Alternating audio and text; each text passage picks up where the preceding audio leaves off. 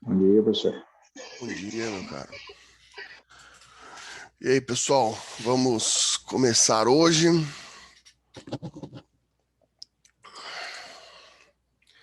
Bom dia. Bom dia, Augusto, também, no chat aqui. Pessoal, hoje, como eu já deixei aí, vocês já puderam observar,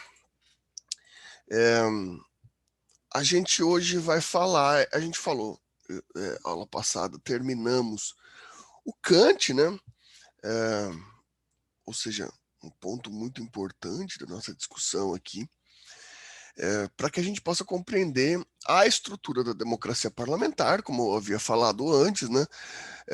Agora a gente já vai discutir propriamente o autor da modernidade, da teoria do direito, que é a democracia parlamentar.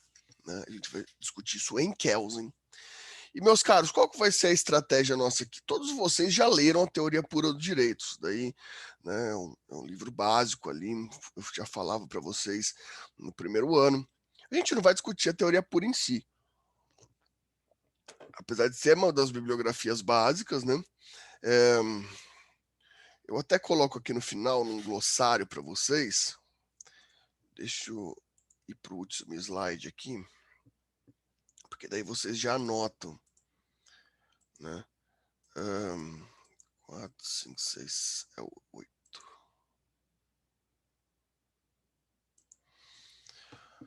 Essas são as obras do Kelsen que a gente vai discutir. Eu já explico por quê, né? A gente vai discutir a teoria pura do direito, a teoria geral das normas, a teoria geral do direito do Estado e a democracia.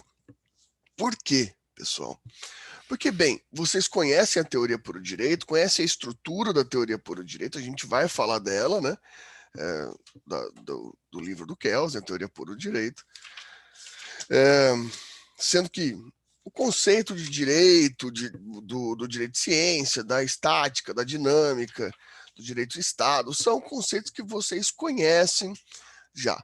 Entretanto, o que a gente vai discutir aqui é isso pelo ponto de vista, né, dessa ideia da política moderna que vai definir a função do direito, né, que vai definir a função do direito, por base da estrutura da democracia parlamentar, ok?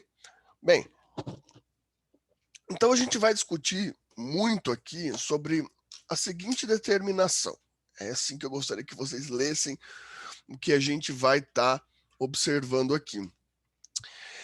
A leitura sobre como que a democracia parlamentar ela pode ser fundamentada por uma constituição, né? Isso parece bem óbvio, mas não é tanto assim. Tá? A fundamentação constitucional de uma democracia parlamentar ela depende de fundamentos filosóficos jurídicos que o Kelsen vai trazer a partir do Kant, a partir daquilo que a gente viu na aula passada, né? A partir da função kantiana. O Kelsen ele vai trabalhar com a gente com estes conceitos. Né? Então, basicamente, a gente está fundamentando, né, o Estado por meio da Constituição.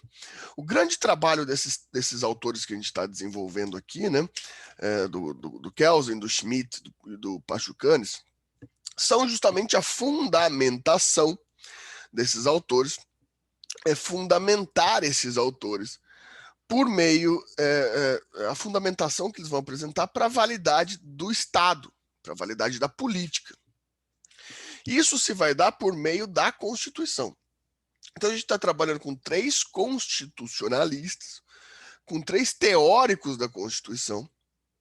E esses 3 teóricos da Constituição, eles querem nos apresentar formas de validação, formas de, a gente pode dizer, concentração da teoria filosófica constitucional, ou seja, filosofia, para um Estado ao qual eles estão defendendo. Vale lembrar que nesse momento histórico, né, que a gente está trabalhando aqui, década de 30 à década de 40, a gente não tem uma pacificidade sobre qual é o modelo constitucional político que o mundo adotará. Né? A gente tem, sim, experimentações, a gente tem já a experiência da democracia, né? Desde então, a Primeira Guerra já havia trazido essa experiência para a Europa. Só que, lembre-se, a gente está trabalhando sobre agora a perspectiva da democracia parlamentar com 3 estados muito poderosos, só que ainda em minoria, né? Que são os estados da democracia parlamentar nesse primeiro momento. A gente está trabalhando aqui com a fundamentação do Kelsen a respeito, principalmente, a partir da Constituição de Weimar na Alemanha, que cai com o hitlerismo, né, que era uma Constituição da democracia parlamentar, só que ainda não com a fundamentação a qual ele vai dar, né, dali para frente. A gente vai ter a França, a gente vai ter a Inglaterra e nas Américas os Estados Unidos. Esses são 3 representantes extremamente poderosos, né, da democracia parlamentar, mas que estão enfrentando do outro lado, não por lados, né, porque são 3 principalmente, né, mas da outra forma constitucional, né, os teólogos políticos conservadores, representados ali pela Alemanha, pela Itália, pela Espanha, por Portugal, né, e outros países também, mas esses na Europa ali representando muito bem, ou seja, países também muito fortes, e pelo marxismo socialista com a União Soviética, que apesar de ser um país só, né, era uma grande potência também. Então a gente está numa discussão sobre fundamentação de qual seria a melhor forma constitucional. Isso é importante a gente pensar. Né? Então veja, relação direito. Vou até escrever isso aqui, por que não? Bom, a fundamentação. Né? Direito, ela vai se dar na filosofia jurídica. A partir do direito sendo fundamentado, né? Sendo fundamentado pela Constituição, e essa Constituição sendo fundamentada por uma validade jurídico-política. E é a partir dessa validade jurídico-política que vão ser apresentados a nós, pressupostos filosóficos de fundamentação, daí sim, política. Se a gente faz uma pressuposição, pressupostos, a gente dá pressupostos filosóficos da política para fundamentar o jurídico político, a gente constrói uma validade da Constituição. E assim, por fim, fundamentando o direito. Né? E, portanto, fundamentando o direito. Ok? Bom, então tá bom. Prosseguimos então. Vamos então partir do básico, tá? Mas ainda assim trabalhando com alguns conceitos importantes. Vamos trabalhar com o que o Kelsen está tentando propor a respeito da norma para a gente. Então vamos começar com a norma. Por que começar com a norma? Bom, meus caros, vamos dizer o seguinte. Hans Kelsen procura, com essa fundamentação que a gente está tentando trabalhar com ele aqui, o Hans Kelsen está procurando uma busca kantiana na fundamentação da norma. Por que isso? Bom, meus caros, a fundamentação kantiana que o Kelsen vai utilizar, vamos recordar o que a gente estava falando na aula passada. O Kant, Immanuel Kant, ele trabalha com aquele conceito sobre a cientificação da estrutura racional, da racionalidade, cientificar a razão, ok? Ele tenta cientificar a razão. Para quê? Para que a gente consiga determinar,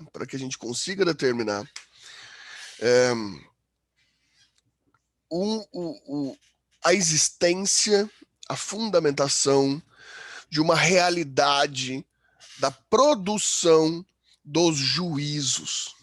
Lembram disso? Os juízos, eles devem ser fundamentados. Os juízos, lembra da ideia do juízo sintético, do juízo analítico e do juízo hipotético?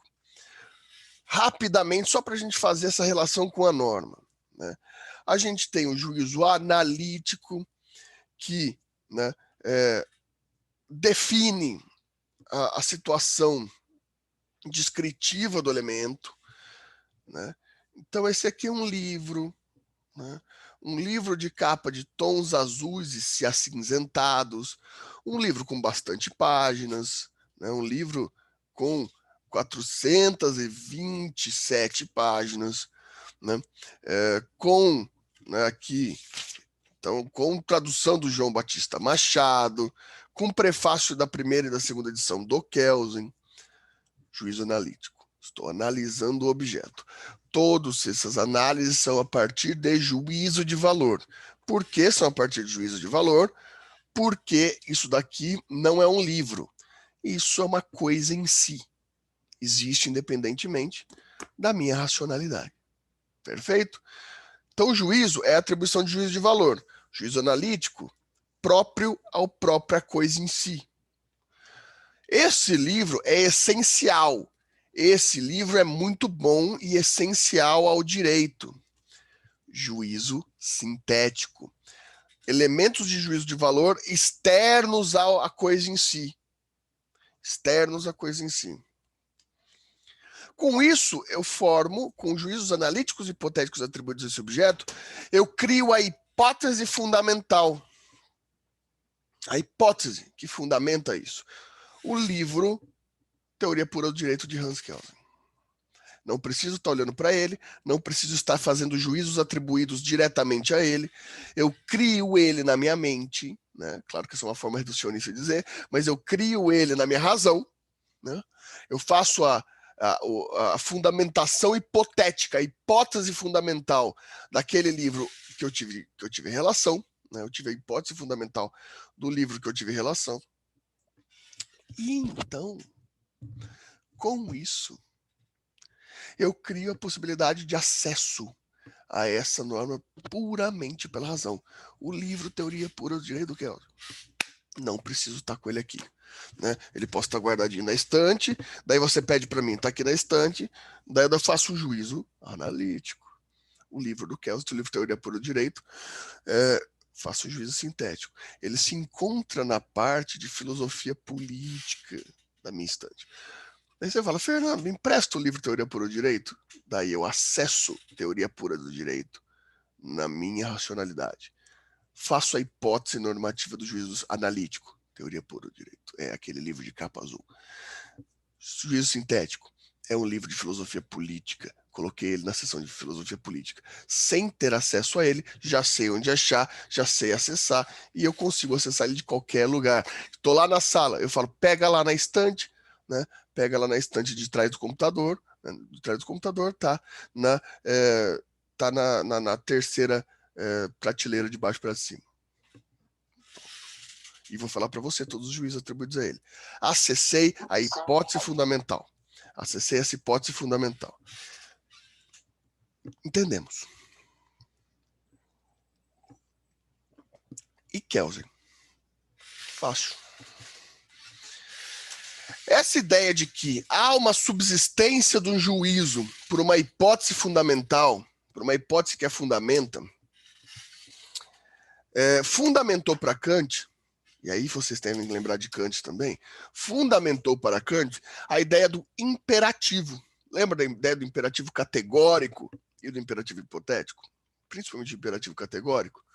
Agir de tal forma que aquela questão, aquele imperativo, né, aquela ação possa ser repetida em qualquer condição, por qualquer pessoa. Pois bem, essa relação do imperativo é uma relação de purismo racional. Purismo racional. Significa que aquele juízo analítico e sintético Resultado do juízo hipotético, ele trabalha numa estrutura pura, isolada, que ele é válido, que ele tem validade na sua racionalidade em qualquer condição, por qualquer pessoa. Essa situação, a gente está trabalhando, então, com dever ser. Né? Dever ser.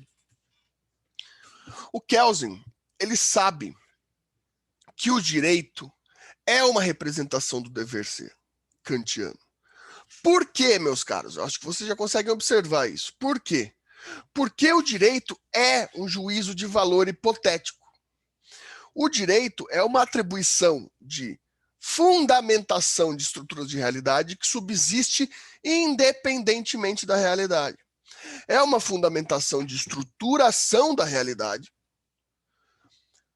sem que haja necessidade de fundamentação do ser. É um dever ser. O que o Kelsen quer é dar pureza a esse dever ser. Como assim é dever ser? Não estou entendendo isso. Vejam, peguem uma norma. Peguem uma norma. Qualquer norma. A gente já vai ver por que qualquer norma. Não. A gente vai pegar lá. Quem causar dano a outrem tem a obrigação de ressarcir. Direito civil. Não. Isso é um juízo de valor, por quê? Não fala quem. A gente não tem quem. Mas a gente fala de dano. E a gente sabe que está no Código Civil, a gente vai atribuir um juízo analítico que dano vai ser, quais que são as possibilidades de dano. Como a gente não vai ter a coisa em si, a gente vai dar juízo sintético sobre o dano ser ruim. A relação causal do dano, né, quanto aos juízos, né, do dano quanto aos juízos que a gente vai ter, vai ser sempre negativo. E a gente vai relacionar com o juízo analítico de que é um dano civil, não é um dano criminal. Né? E, ao mesmo tempo, a gente tem a relação de que esse dano negativo deve ter ressarcimento. Quando a gente ouve no Código Civil que, num ato civil, aquilo que causa dano, ele gera ressarcimento, e a gente automaticamente já começa a pensar, nós do direito, começa a pensar em dano moral, dano material, lucro cessante. Né? E a gente começa a procurar na nossa mente fundamentações para isso. Dano moral. Né? O nome da pessoa foi colocado no Serasa sem estar negativado. Dano moral. Dano material. A pessoa sofreu acidente e teve custos médicos. Lucro cessante. O que a pessoa deixou de ganhar naquele período. E a gente consegue acessar a fundamentação racional de tudo isso. O que talvez a gente não perceba é que nada disso existe.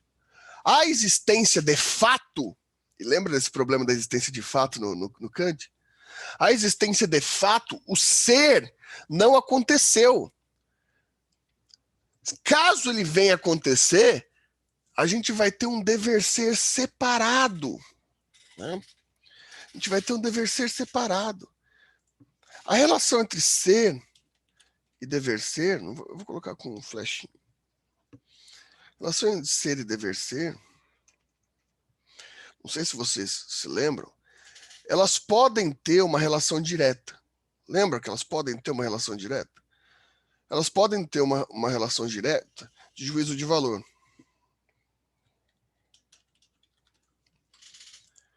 Para ter uma relação direta de juízo de valor em Kant, a gente tem que estar lidando com a experiência. Experimentando a coisa em si. Né? E ao momento que a gente experimenta a coisa em si, nós vamos estar atribuindo juízo sintético e juízo analítico. Juízo analítico. Bom, esses dois juízos vão nos permitir criar, fundamentar nosso juízo hipotético. correto? A grande questão, meu caro, que é isso que eu quero que vocês percebam, é que este juízo hipotético, ele não necessita, eu quero que vocês observem isso, ele não necessita mais de experiência. Ele não precisa mais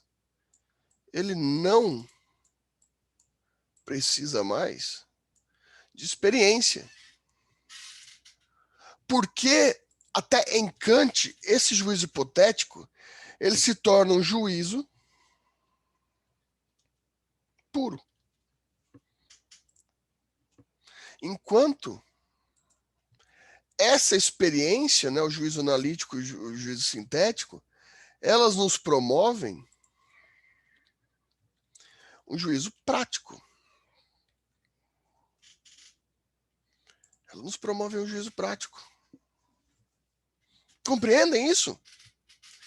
A gente precisa, para fazer o juízo sintético e o juízo analítico, da coisa em si, um juízo prático. A gente precisa estar tendo a experiência daquele ser, daquela coisa em si, para fazer juízo de valor e criar o dever ser daquela experiência. Quando esses juízos criam um juízo hipotético, eu não preciso mais ter a experiência do ser. Eu posso atribuir juízo hipotético puro. Juízo puro. No puro dever ser. Isso é a norma jurídica. Isso é a norma jurídica. Isso é direito puro. Por direito puro, pessoal. Volta o mouse. Cadê? Tá na tela de cá. Por direito puro. Vejam aqui. Por direito puro. A gente está trabalhando com uma hipótese. Vamos colocar com juízo hipotético puro. Esse juízo, né, passou por uma metodologia purista. Essa metodologia purista permite sua existência hipotética, independente do ser, do fenômeno. A questão é simples. Se mais ninguém causar dano civil a mais ninguém, esse direito puro, esse juízo hipotético puro permanece existindo. Ele não deixa de existir. Esse juízo hipotético ele permanece existente porque ele é válido em si. Ele é válido em si mesmo. Ele é válido em si mesmo.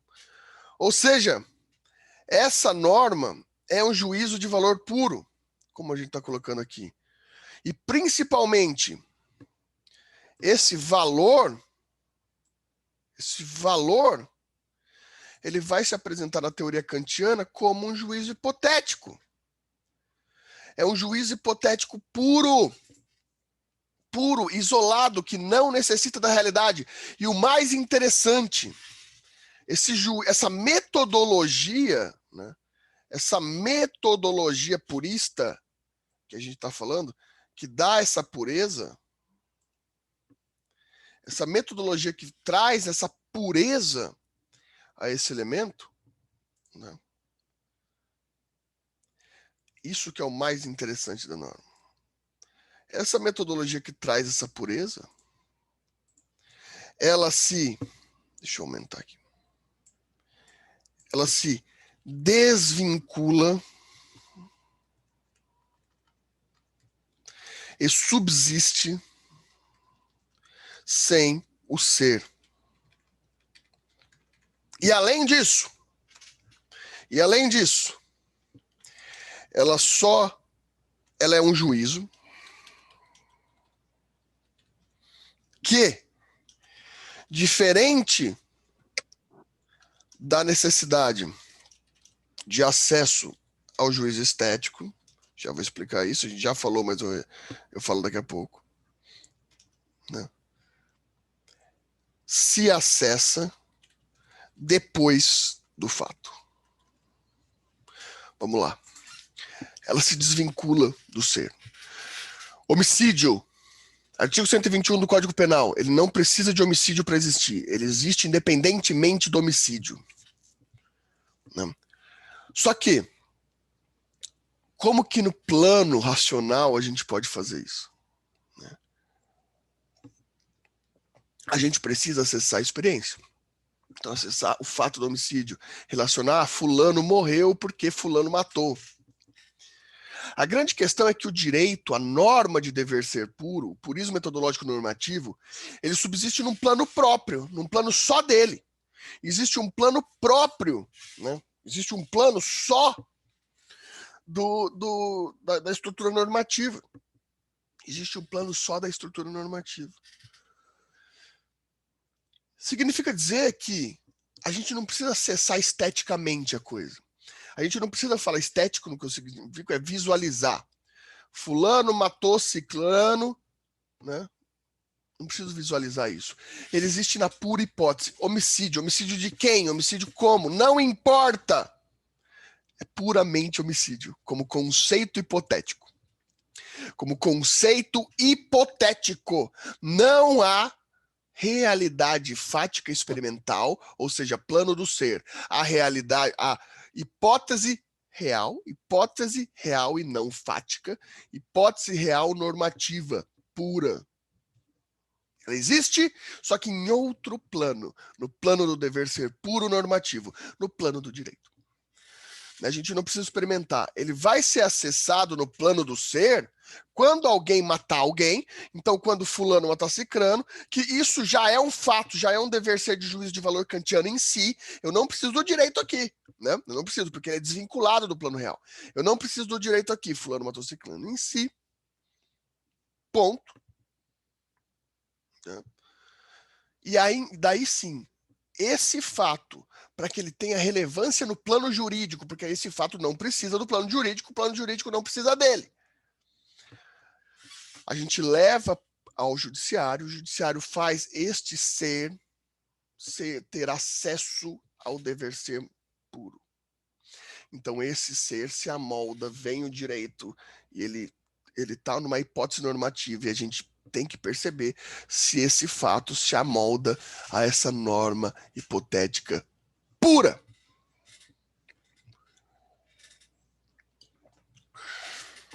Né? Estão entendendo? Estão entendendo isso?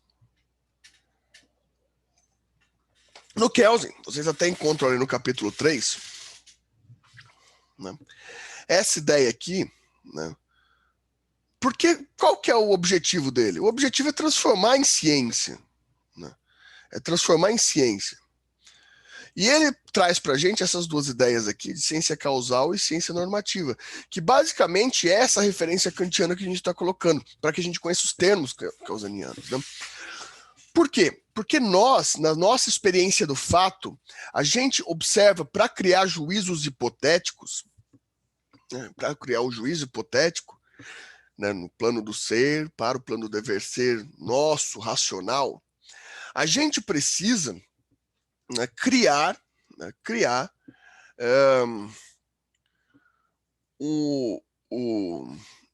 a gente precisa criar uma fundamentação, né, de juízo sintético e juízo analítico. Para acessar isso em qualquer lugar. Para o Kelsen, os fatos políticos, os fatos da vida, né, os fatos políticos da vida, eles só podem ser analisados pela nossa racionalidade pela sua causa, não pela sua origem e não pela sua consequência. Né? Ou seja, a gente absorve o juízo, principalmente o juízo sintético das coisas, a partir da sua relação causal com o juízo analítico. É assim que a gente forma o juízo hipotético, segundo Kelsen, na teoria kantiana. Né? Então, eu vou escrever aqui que não dá para fazer flechinha naquela parte ali. Né? Para Kelsen, então, daí aqui, então, ó, vou colocar entre para Kelsen. Né? Para Kelsen, interpretação kantiana, tá? Isso aqui é uma tese de Kelsen. Para Kelsen, interpretação kantiana, né? Nossa criação, a criação do juízo hipotético,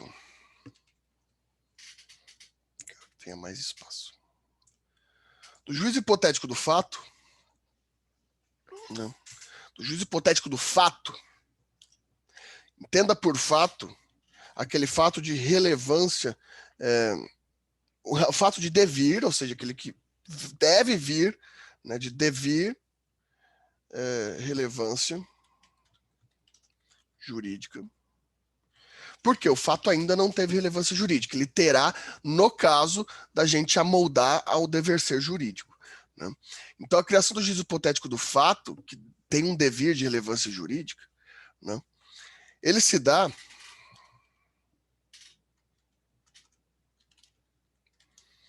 sobre as relações sintéticas que se comunicam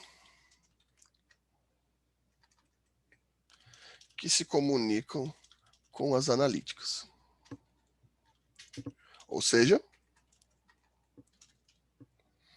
né? Ou seja, isso que é importante. Para a formação de um juízo hipotético, né, o que importa é a causa, não a origem e não a consequência.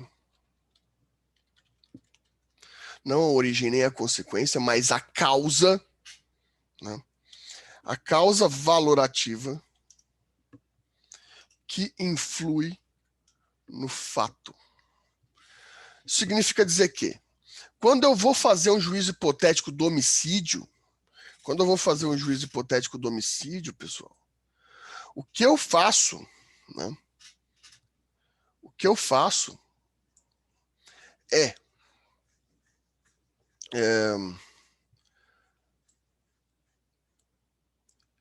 como que eu posso observar isso para vocês? Eu não quero ser confuso.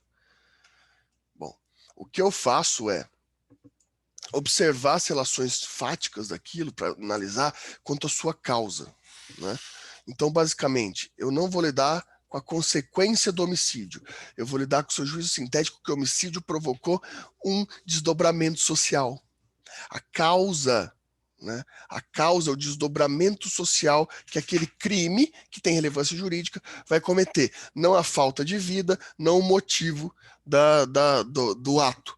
O que eu estou querendo colocar é que para eu criar um juízo hipotético do homicídio, do valor do homicídio, eu estudo a partir da ciência de causa, né?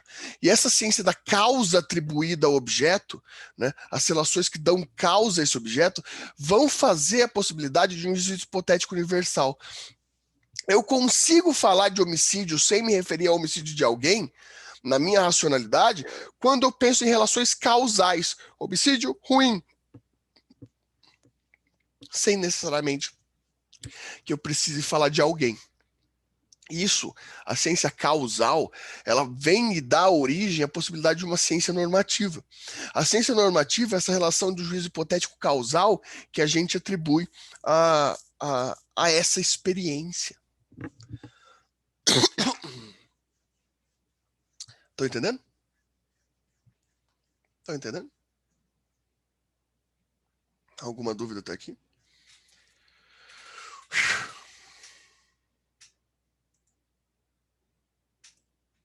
Beleza. O Adriano tá tentando. Mas ao que você precisar, você pergunta, viu, Adriano?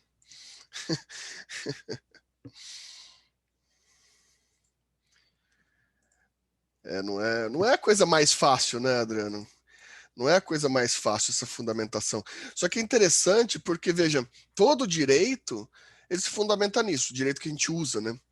Ele se fundamenta aí. Só que a gente tem o direito tão pronto, tão óbvio, ele já entrou na nossa cabeça como uma normalidade tão grande que se a gente para pensar que ele não faz tanto sentido assim, que ele é uma construção, né, que ele é uma construção hipotética, essa fundamentação dele, ela começa a fazer mais sentido. Mas é uma fundamentação bem complexa. O direito não chegou aqui, né, por pura hipótese. Né? Isso tudo, isso é interessante no direito.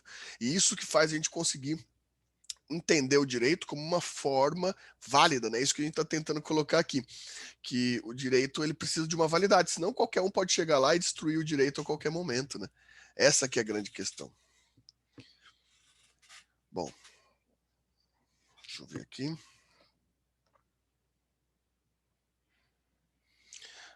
Hora do intervalo.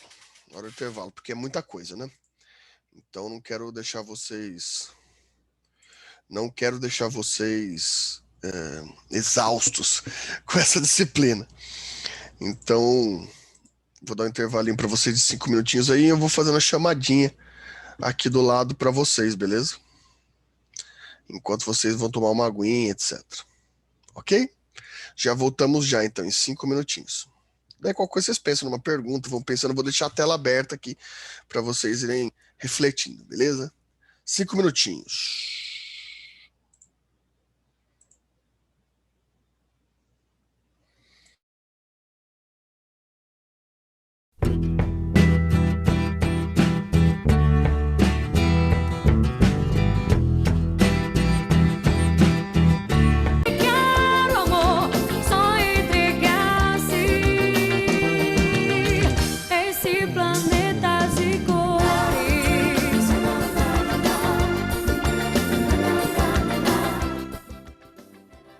Bom, voltamos então. Voltamos à nossa essencialidade aqui. O que pra gente continuar. Se vocês pensarem em alguma coisa, podem deixando aí no chat ou falando se vocês tiverem alguma dúvida. Né? É importante a gente tirar essas dúvidas agora porque elas são essenciais, né? Fazer com que essa matéria ela é uma das mais importantes que a gente precisa compreender. Bom, mas qualquer coisa vocês vão me falando aí. Bom, pessoal. Então vamos lá. Então a gente já falou desses tópicos aqui, né? Bom, só para vocês se situarem aqui, eu acho que isso daqui serve. Então a gente falou da norma como conteúdo de valor puro, a gente falou da ciência causal e da ciência normativa, da hipótese normativa e do juízo hipotético. A gente já falou dessas 3 observações aqui. Bom, dentro de um dos modelos importantes para a gente falar do Kelsey é falar do que ele vai chamar de estática da norma, já com essa norma construída, né? E sua autorreferência. Bom, meus caros, é importante a gente observar que para o Kelsen existe uma forma de observação normativa estática. A norma em si, pura e isolada. Né? A norma sem a referência do plano do ser, sem a referência da realidade, sendo imutável, sendo como uma norma pura, fundamentada. Ora, quando a gente fala nessas relações, né, quando a gente fala nessa fundamentação normativa, expressamente essa fundamentação, né, a gente está falando de uma norma cujo objetivo dessa norma é ser autorreferente, ou seja, ela subsiste sobre ela mesma. Né? Então, veja, todo plano purista metodológico, todo plano normativo purista metodológico, ele é autorreferente. O que eu quero dizer com autorreferência? Todo esse plano, ele se fundamenta por relações de autovalidação. Né? Bom, significa dizer que qualquer relação jurídica ela deve ser considerada puramente do plano normativo. Bom, é fácil a gente pensar isso como naquele exemplo que a gente acabou de dar, do homicídio, é fácil a gente pensar isso sobre aquele plano que a gente acabou de falar do dano civil, né? Obviamente são estruturas normativas puras, a gente já entendeu isso. A grande questão é que toda relação jurídica é uma relação pura, isolada, autorreferente. Significa dizer que se o homicídio é uma norma, é um juízo hipotético, né, puro, é uma norma de juízo hipotético puro, ele é igual, ele é referência igual de fundamentação. Tanto a norma que traz o dano civil, quanto a norma que classifica o Estado. Não existe Estado, então vamos começar setorizando. O Estado não existe no plano real. O que existe no plano real, né, é uma porção territorial, né, é uma estrutura de território geográfico, né, que é atribuído a ele um juízo analítico que o considera limitação estatal. Né? E o juízo sintético que dá limitação de poder a essa atribuição do juízo estatal. Fácil de entender isso, imagino eu. Né?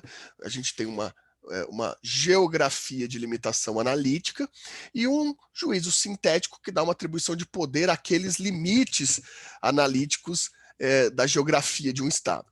Só que o conceito de Estado é um conceito jurídico, eu não preciso do Estado de fato. Né? O Estado, a República Federativa do Brasil é o conceito jurídico. Esse conceito jurídico é igual, em termos metodológicos, ao conceito de dano civil. Mais um exemplo para isso ficar claro. O Estado e o dano civil, eles são a mesma coisa, normas metodologicamente puras, eles são a mesma coisa que uma pessoa. Porque a pessoa, certo? A pessoa, ela não se caracteriza dentro de um purismo metodológico como um corpo biológico fundamentado. Ela se fundamenta dentro do sentido jurídico como uma relação de direito. A pessoa no direito, ela não é representada pelo seu corpo, pela sua racionalidade, pela sua personalidade, pelas suas vivências, pela sua história. Né? A pessoa é representada por um conjunto de direitos. Né? Então, a representação da pessoa como pessoa civil, por exemplo, se dá pelo cadastro de pessoa física, o CPF, que é uma norma. Né? A impossibilidade dessa pessoa ser torturada se dá a partir de uma norma constituída dentro da Constituição, um direito fundamental, e assim por diante. Esse conjunto de normas forma um objeto referente ao purismo metodológico como um sujeito de direito. Né? Vou anotar isso daqui para vocês. Né? Essa estática da norma, né? Ela, como sendo estática, ela retira o caráter físico e transforma a pessoa em objeto de referência jurídica. Ou seja, um sujeito de direito. Sujeito de direito, a palavra sujeito, ela se relaciona aqui com a ideia de objeto. A palavra sujeito, ela se relaciona com a ideia de objeto. Essa palavra, sujeito, ela tem essa relação de objeto de direitos. Então, o conjunto de normas que estrutura essa pessoa, que é relacionada a essa pessoa, que forma o sujeito de direito. Essa é a pessoa no plano jurídico puro. Um conjunto de normas. Porque, veja, pessoal, esse conjunto de normas é igual, é autorreferente ao conjunto de normas que forma o Estado e é autorreferente à norma que forma o dano civil, é autorreferente à norma que causa o ilícito penal. Né? E veja, isso é tão real em que as pessoas em si são autorreferentes por estruturas normativas. Né? O juiz, ele é exatamente igual a você sobre o conjunto de normas, a diferença é que você tem uma norma que você não tem uma norma que o juiz tem, que é a norma que te legitima naquelas situações poder julgar normas. O político que cria as normas, ele é igualzinho o juiz e você, com uma diferença. Ele tem normas que o permitem, ele tem uma norma que permite que ele faça atividade legiferante. Né? Ele tem uma norma que permite que ele faça atividade legiferante. Né? Então, isso se torna uma autorreferência. Todas as normas elas só se comunicam com as normas. Né? Eu vou colocar aqui embaixo, eu acho que a fundamentação mais interessante de tudo isso. Né? Deixa eu colocar em outra cor aqui. Eu vou colocar... qual cor vai aparecer aqui? Vou colocar em preto para aparecer, depois eu passo para branco. Né? Num plano autorreferente, as normas pertencem, né, pertencem no sentido de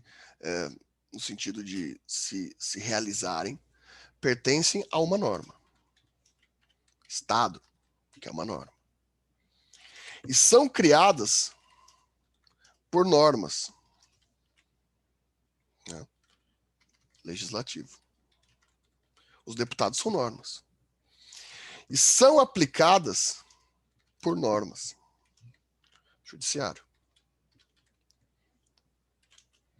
E são aplicadas por normas. Para atingir normas. Sujeitos. Veja que questão interessantíssima isso daqui. Toda a estrutura estatal são normas agindo para normas e se autorreproduzindo.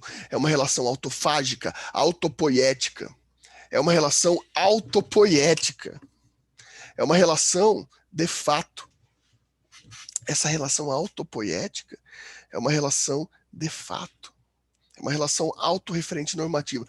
Por isso, eu sempre digo para vocês, e vou sempre repetir isso, aquela estrutura, né, aquela estrutura absurda que as pessoas chamam de pirâmide de Kelsen, né, pirâmide de Kelsen, que eles colocam isso daqui, né, aquela pirâmide, que eles vão colocar a Constituição no topo. Opa, aqui eu tenho que voltar à cor normal. A Constituição no topo, né?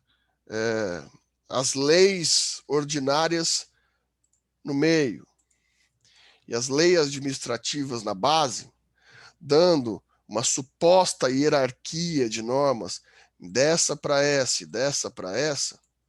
Isso aqui, pessoal, isso aqui é importante que vocês entendam com toda a categoria, que isso aqui está errado.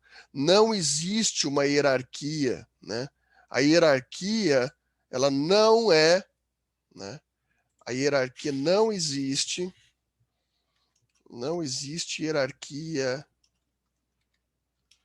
hierarquia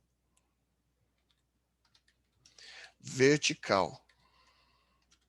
Não existe hierarquia vertical. Tá? Não existe hierarquia vertical. Isso aqui está errado. Aquela pirâmide de Kelsen é uma coisa estritamente brasileira, que está lá no livro do Michel Temer, que está lá no livro do Fábio Leão Coelho. Isso aí é uma interpretação não correta, afirmo aqui. Minha posição, a posição dos grandes pesquisadores de Kelsen, não é minha exclusivamente, é uma posição. Queria trazer o professor Alan Charrur para falar um pouco disso com vocês. Não, tá certo. Porque essa interpretação de uma hierarquia vertical não existe. A hierarquia é horizontal da norma, ela é autorreferente, é uma hierarquia autorreferente. Há uma autorreferência, é uma hierarquia de autorreferência, ela não é escalonada. Não há essa fundamentação de hierarquia escalonada. Isso é extremamente importante que vocês entendam. Não há uma hierarquia escalonada. Entendem?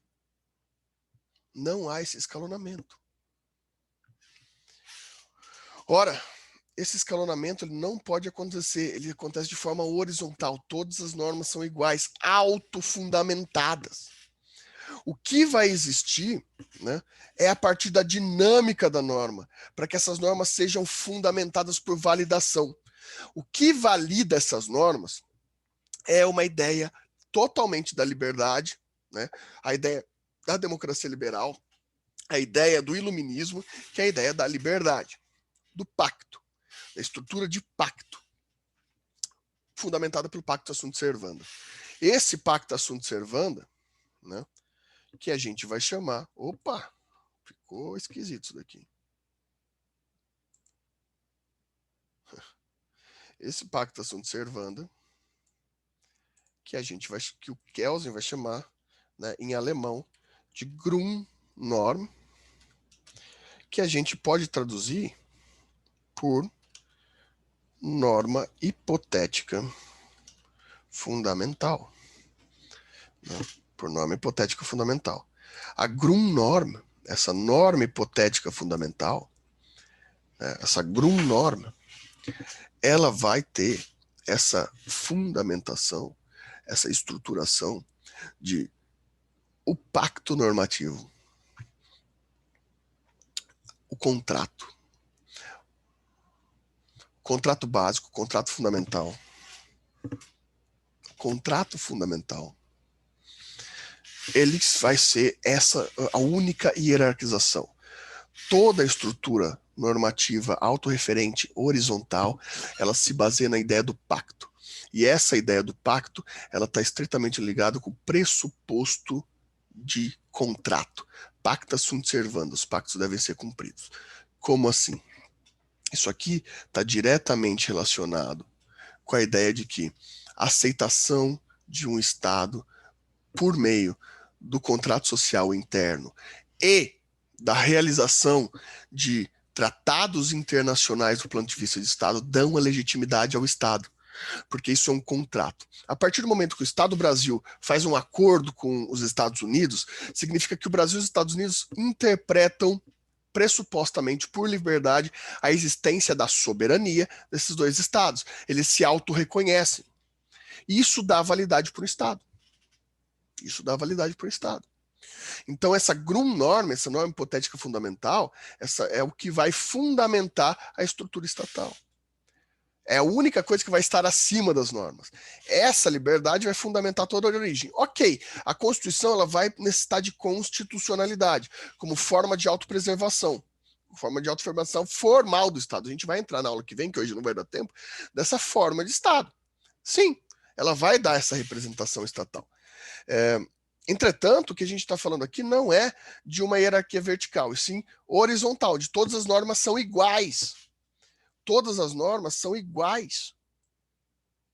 Isso que é importante a gente definir. Todas as normas são iguais. O que fundamenta elas é o ato de liberdade. Tanto liberdade do contrato social para os sujeitos envolvidos ao Estado, quanto a liberdade internacional, onde Estados se reconhecem. Esse reconhecimento livre e mútuo do contrato que dá validade de existência. O que pode estar acima de todas as normas verticais do Estado é a norma que fundamenta a hipótese. Essa hipótese normativa que fundamenta a existência da norma, que é a liberdade. A liberdade como função. Então, a gente tem a ideia da liberdade, né? Da liberdade como existência. Né? Então, vou colocar até aqui. Vou colocar, né? Vou colocar aqui. Liberdade. A liberdade é a fundamentação final, né, do Pacto Sunt Servanda.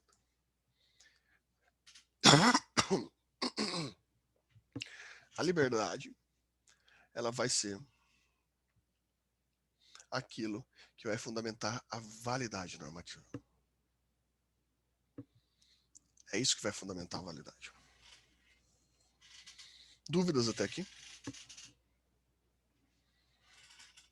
Deixar vocês perguntarem aí, caso haja dúvida, né?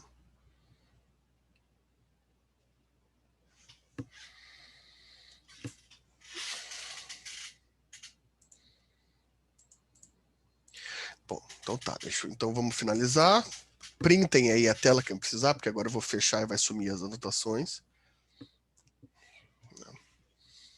É importante que vocês tenham a consciência, entendam, revejam esse vídeo para que tudo isso fique claro.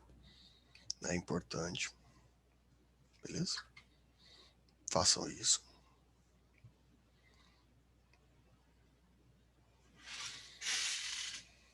Ok. Então, vou fechar e abrir de novo aqui, para que a gente possa mudar. Terminando aqui com uma citação do Kelsen, para a gente poder analisar junto essa citação. Para encerrar a aula de hoje. A gente continua, obviamente, na aula que vem. Bom, então tá. Aqui eu trago, então, uma citação da teoria pura do direito, para que a gente possa ler juntos, ok? Que a gente possa fazer a leitura conjuntamente aqui, tentar entender isso tudo que a gente falou por essa citação. Claro que não vai dar para entender tudo que a gente falou por essa citação, mas a citação fundamenta a partir da leitura do Kelsen, né? Então, qual que é o conteúdo dessa norma? Né? Sobre esses pressupostos, né? São pressupostos porque são hipóteses. A afirmação de que o direito é, por sua essência moral, né, não significa que ele tenha determinado conteúdo. Né? Ou seja, o juízo de valor atribuído à moral ele pode vir a se formar uma fundamentação hipotética final, mas não dá o conteúdo moral à norma. Mas que ele é norma e uma norma social que estabelece, com o caráter de devida, como dever ser, uma determinada conduta humana, hipotética. Então, nesse sentido relativo, todo direito tem caráter moral. Todo direito constitui um valor moral relativo. Isto, porém, quer dizer, a questão das relações entre direito e moral não é uma questão sobre conteúdo do direito, mas uma questão sobre sua forma, sobre sua criação, sobre a sua interpretação. Não se poderá, então, dizer, como por vezes se diz, que o direito não é apenas uma norma ou comando, mas também constitui ou corporiza um valor. Uma tal afirmação tem sentido pressupondo um valor divino absoluto. Com efeito, o direito constitui um valor precisamente pelo fato de ser norma. Constitui valor jurídico que, ao mesmo tempo, é um valor moral, relativo. Ora, com isso, não se diz senão que o direito é norma. É interessantíssima essa citação do Kelsen. Por quê? Porque a gente está falando que, para o Kelsen, sim, a criação do direito é formalmente uma relação com o fato, com o ser. Então, o conteúdo moral pode estar na criação. Só que, quando criado como hipótese, ele tira o conceito de moral. A forma do direito ela pode ser estruturada a partir da atividade legiferante, que é estritamente moral. Estritamente não, mas é uma das suas consequências. Mas o direito em si, ele não é moral. Ele é puro, ele é livre dessas relações, porque ele subsiste independentemente da moral. Ele existe só pela forma do contrato. Então, por essa citação da teoria pura do direito, a gente consegue extrair essas informações. Bom, é isso por hoje, obviamente, né? Senão a gente vai até amanhã falando disso, porque tem muitos slides ainda, a gente vai continuar na aula que vem. Vamos ver se a gente termina a aula que vem, né? E por hoje é isso, tá? Agradeço a presença de todos vocês. Qualquer dúvida eu estou à disposição, né? Vocês me procurem aí, eu estou à disposição. Aí qualquer coisa a gente se conversa. Beleza, pessoal. Valeu, André. Valeu, Augusto. Bom final de semana para vocês. Até semana que vem. Uma boa semana para vocês.